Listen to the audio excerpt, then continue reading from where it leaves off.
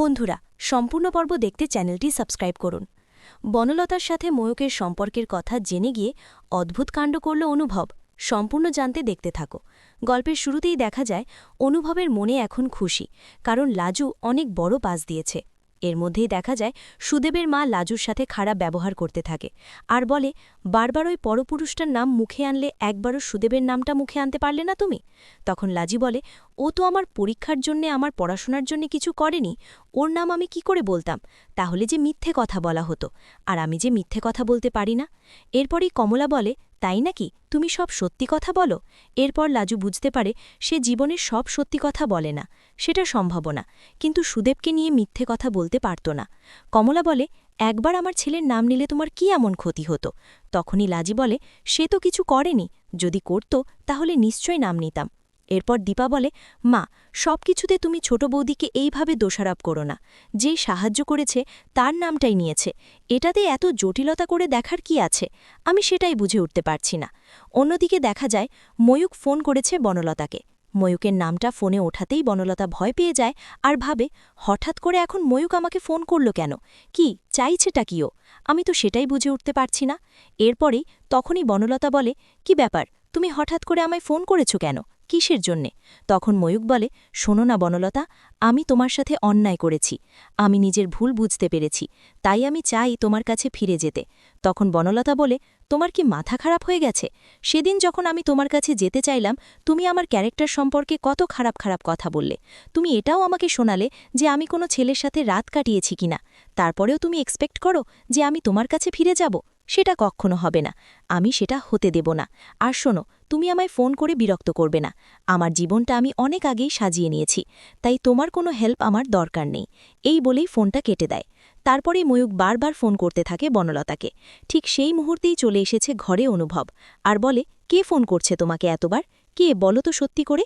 বনলতা বলে, আরে কেউ না, ওই লোন ফোন নেওয়ার জন্য ফোন করে না, যেমন ঠিক সেরকম। এরপর অনুভব বলে, তুমি লাজুর রেজাল্টের কথা শুনেছ? তখন বনলতা বলে, শুনলাম, ও তো আর আমাকে ফোন করেনি, এমনি শুনতে পেলাম। তখন অনুভব বলে, কেন এবার ফোন করবে বলো? তুমি তো কোনোভাবে ওকে সাহায্য করনি, তাই তোমাকে ফোন করেনি। যারা যারা ওকে সাহায্য করেছে তাদের ফোন করে ও জানিয়েছে সবটা।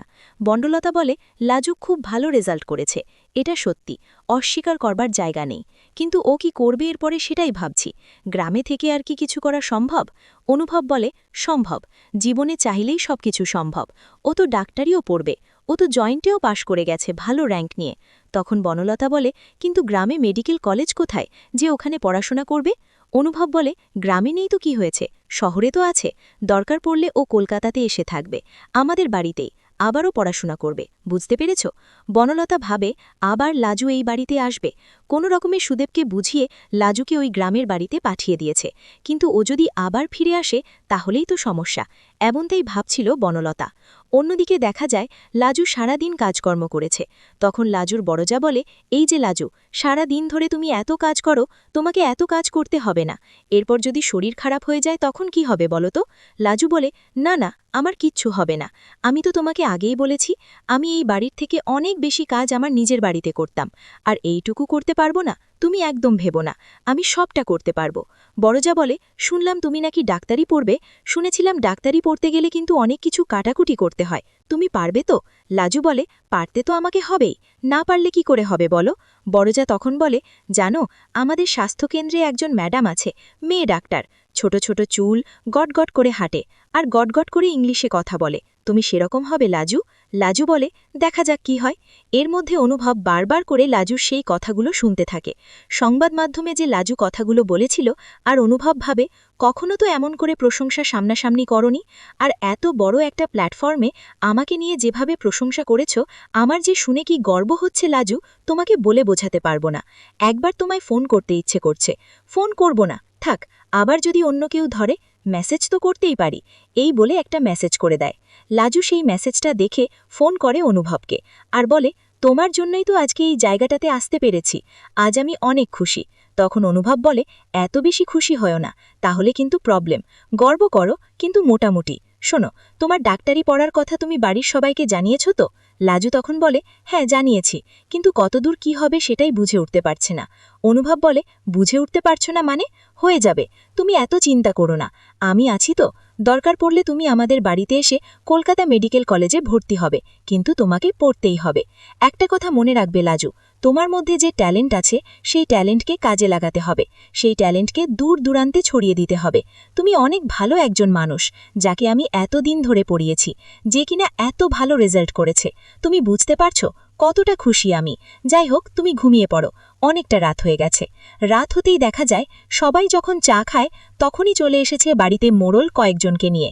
সুদেব ভয় পেয়ে গেছে আর বলে, কি ব্যাপার মোড়ল, হঠাৎ করে তোমরা? মোড়ল বলে, খবরের কাগজে আমাদের গ্রামের বউয়ের ছবি বেরিয়েছে, আমরা যে কি খুশি হয়েছি বলে বোঝাতে পারবো না।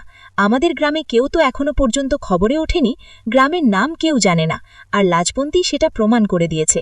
গর্বে আমাদের মন একেবারে ভরে গেছে, আমাদের গ্রামের নাম উজ্জ্বল হয়েছে। আজকে আমরা মিষ্টি না খেয়ে এখান থেকে কেউ যাব না। এটা শোনার পরে খুশি হয়ে গেছে সুদেব, আর বলে, কই কই, আমার লাজু নাকি ছবি বেরিয়েছে, দেখি। এরপরেই দেখে লাজবন্তী গোস্বামী, কিন্তু সুদেব তখন বলে, এমা, গোস্বামী কেন? দীপা বলে, এই শ্রদ্ধা, তোর কি মাথায় কিচ্ছু নেই? যখন ছোট বৌদি পরীক্ষায় বসেছিল তখন তো টাইটেল গোস্বামী দিয়েছিল, তাই গোস্বামী হিসাবেই রয়েছে, তাতে কি যায় আসে? আমাদের ছোট বৌদির নাম উঠেছে, এটাই তো বড় ব্যাপার। এরপর মোড়ল খুব খুশি হয়ে যায়, কিন্তু কমলা এটাকে মেনে নিতে পারে না। কমলা তখন ভাবে, এগুলো আর মেনে নেওয়া যাচ্ছে না, এই মেয়ে বেশি শিক্ষিত হয়ে তো দেখছি বিপদ। অন্যদিকে অনুভবের দাদা আর জেঠুমণি বাজার থেকে এক হাঁড়ি মিষ্টি নিয়ে এসেছে, কারণ আজকে খুশির দিন। লাজু এত ভালো রেজাল্ট নিয়ে পাশ করেছে, কিন্তু শ্রীকের এটা একদমই ভালো লাগে না। শ্রীক তখন বলে, জাস্ট ভাবতে পারছি না যে লাজুকে নিয়ে এই বাড়িতে ঠিক কতটা মাতামাতি করা হচ্ছে। কিন্তু লাজু বুঝতে পারে যে সে কতটা খুশি হয়েছে শুধুমাত্র অনুভবের জন্যে। এরপর থাম্মি বলে, আমাদের বাড়িতে আজকে লাজু যার রেজাল্ট হয়েছে এরকম রেজাল্ট কেউ কখনই করেনি। তখন বনলতা বলে, এই সব কিছুর জন্যে কিন্তু অনুভবের ক্রেডিট রয়েছে। অনুভব যদি এইভাবে লাজুকে না পড়াতো তাহলে কিছুই সম্ভব হতো না। তখন অনুভব বলে, লাজুরও নিজেরও ট্যালেন্ট আছে, শুধু পড়ালেই তো আর ভালো রেজাল্ট করা যায় না, স্টুডেন্ট যে, তাকেও পড়তে হয়।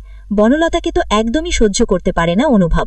এদিকে লাজুর প্রতি অনুভবের অনেক ভালোবাসা রয়েছে, আর এদিকে লাজু খুশি হয়ে যায়, অনুভবের জন্যেই সে আজকে এত বড় একটা সম্মান পেয়েছে।